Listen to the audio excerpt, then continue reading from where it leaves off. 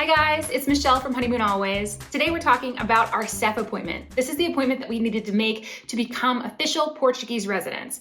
As many of you might know, we recently moved to Portugal on a D7 visa from the United States, and this is the last stop on our path to become residents of Portugal. So we're telling you all about all the documents that we took and how the appointment went. We also get a lot of people who reach out to us via Instagram or even on YouTube, asking us specific questions about the D7 visa application process, asking us about our SEF appointment, or several things about living in Portugal in general. And we are so excited to help, and we are flattered that people want to reach out and connect with us. We wish we could be better at reaching out to everyone, but the numbers of people reaching out to us has become a little bit unmanageable, and we want to be able to help in a significant way. So what we have done is put together some documents on our website that we think will help some people who are looking for a little bit more guidance on the D7 visa.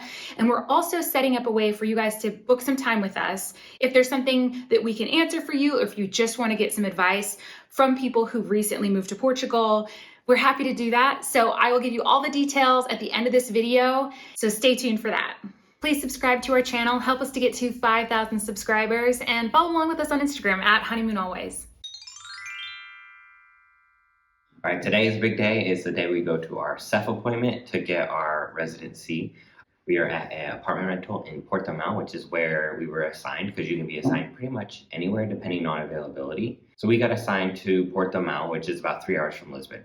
We made a big trip of it, so here we are, and here are our documents. I'm just looking online on the SEF website to see a list, but if you just Google SEF residency documents, then you'll be able to find it really easy. But it says we need our application, which you can also find on the website, 2 recent identical photos. That's only for 3 different SEF buildings, so we don't have to worry about that. Our passports, which I have right here, sufficient means of subsistence. So that's basically the same stuff we sent for our original application, showing that we have means to sustain ourselves. For us, that includes our Portuguese bank account, our US bank accounts, and then I put some pay stubs in there from our employer, which is also me. You have to give adequate means of accommodations. So I have our lease, and then I also have basically proof of residency from our local neighborhood, just to make sure we have plenty of proof. And then last, you have to give them permission to do a criminal background check, but that's also part of this application, so it's not extra paper or anything like that.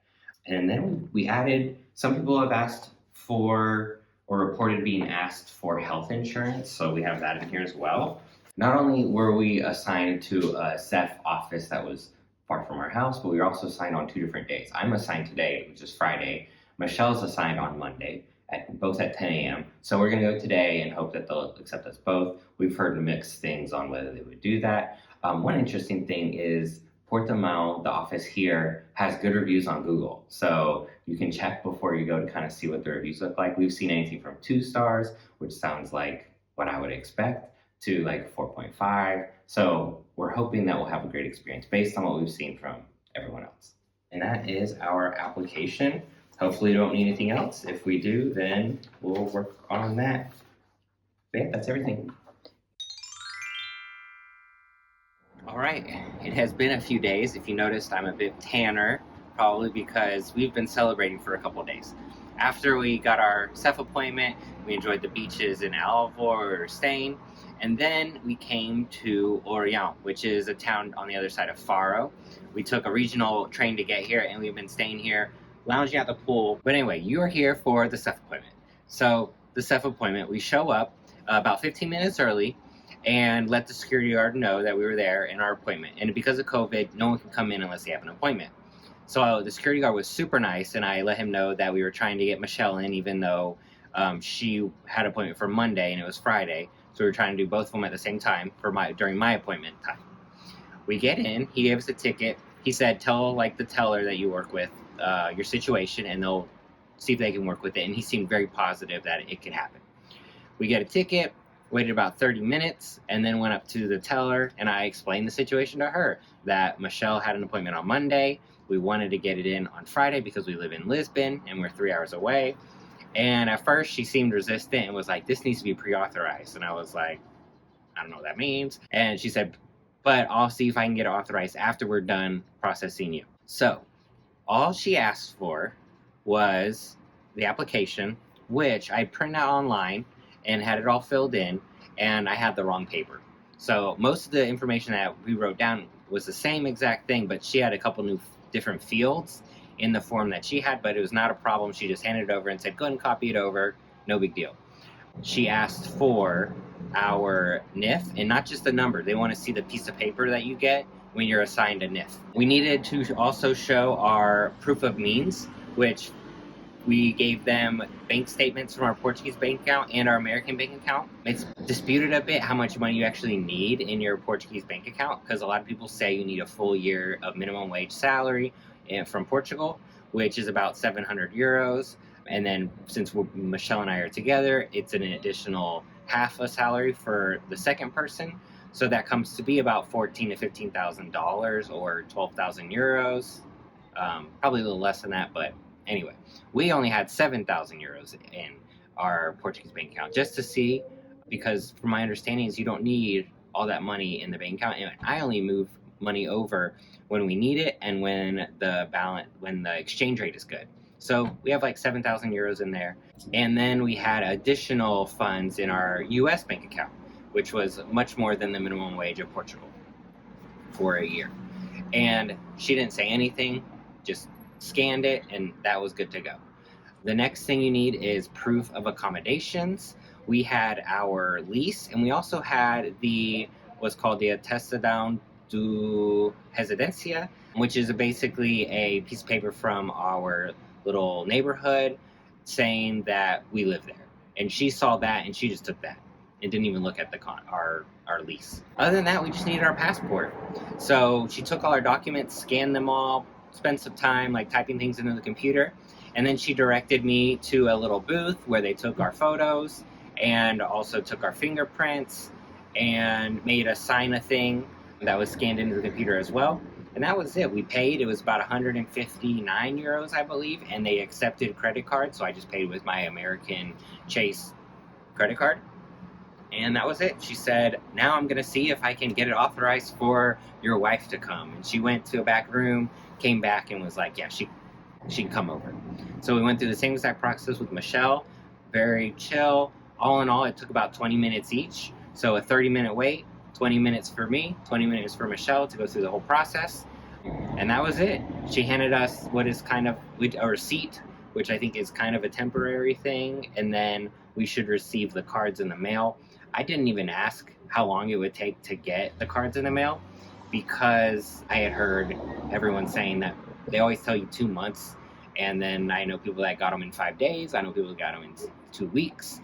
And I've heard some horror stories as well as it taking longer than that. So I didn't even ask, and we'll see what happens.